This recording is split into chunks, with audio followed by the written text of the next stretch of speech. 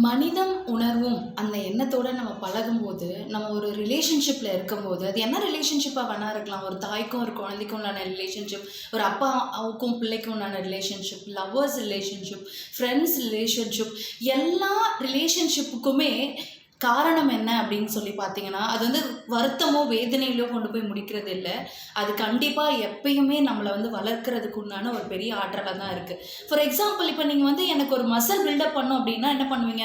கண்டிப்பா work out பண்ணுவீங்கல்ல. அப்பதானே muscle build up ஆகும். அதே மாரி தான் புத்தியில இருக்கக்கூடிய மூளையோட கனெக்ஷன்ஸ நம்ம இன்கிரீஸ் பண்ணணும் அப்படின்னா, அது வந்து நியூரோ பிளாஸ்டிசிட்டின்னு சொல்லுவாங்க. அந்த கனெக்ஷன்ஸ நீங்க இன்கிரீஸ் பண்ணணும்னா, கண்டிப்பா நீங்க வந்து ஒரு ரிலேஷன்ஷிப்ப வந்து ஃபீல் பண்ணணும், உணரணும். எப்படி ரிலேஷன்ஷிப்ல இருந்தா மட்டும் உங்களுக்கு வந்து கனெக்ஷன்ஸ் வரும்னு கேட்டிங்கன்னா, அந்த ரிலேஷன்ஷிப்ல அழகான சில விஷயங்கள் இருக்கும். சண்டை இருக்கும், கோவம் இருக்கும், வலி இருக்கும், வேதனை இருக்கும். இதெல்லாம் உணரும்போது மூளை அதிகமா வளருது.